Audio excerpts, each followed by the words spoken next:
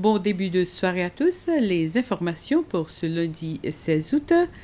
Alors qu'une sécheresse persiste, la compagnie des services publics PUC a annoncé qu'elle introduirait des restrictions d'eau. En particulier, les restrictions seront appliquées pendant la nuit. La principale source d'eau de la PUC est maintenant le barrage de Rochon, car des travaux sont toujours en cours sur la GOG pour augmenter sa capacité. Et en raison de manque de précipitations, la PUC indique que le niveau d'eau à Rochon a considérablement diminué. Il détient maintenant environ 66% de sa capacité. Un responsable de la PUC a déclaré que la compagnie fournirait des détails sur les restrictions dans les jours qui viennent. La PUC a aussi appelé les membres du public à économiser l'eau autant que possible. Un groupe d'employés de la fonction publique ont terminé une session de formation de 2 jours sur la façon d'améliorer les services dans les bureaux du gouvernement. C'est le 5e groupe à suivre le programme sur la transparence, la bonne gouvernance et la responsabilité. Ce programme de formation a été organisé par le ministère de l'Emploi et des Affaires sociales en collaboration avec l'Institut Guy Morel. Durant 2 jours, les participants ont réfléchi sur leur rôle et responsabilités dans le travail qu'ils font, ainsi que sur le service qu'ils fournissent.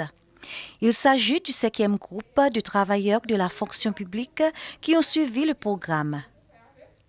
Les séances ont porté sur la transparence, la bonne gouvernance et la responsabilité.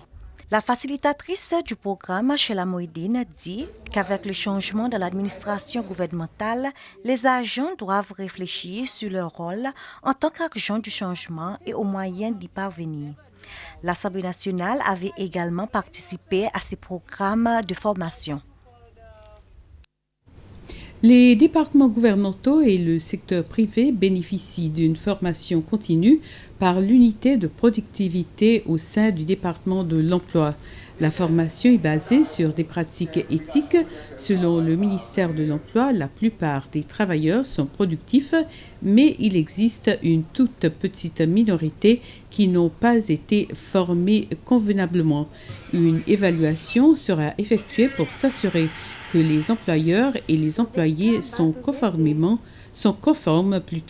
au règlement. Les membres du public ne semblent pas intéressés à apporter leur soutien pour la campagne de contrôle des chiens errants. L'enregistrement des chiens a déjà commencé, mais la participation du public est minime, d'après l'Agence nationale de biosécurité. Des préoccupations qui ont été soulevées concernant les frais pour les chiens stérilisés et ceux qui ne sont pas stérilisés. Une responsable de l'agence de biosécurité a déclaré que l'objectif était d'encourager les membres du public à stériliser leurs chiens. Cela, dit-elle, réduira éventuellement le nombre d'errants à Victoria et ailleurs. Et c'est sur cette information qu'on se quitte. Merci à vous de nous avoir suivis et bonsoir.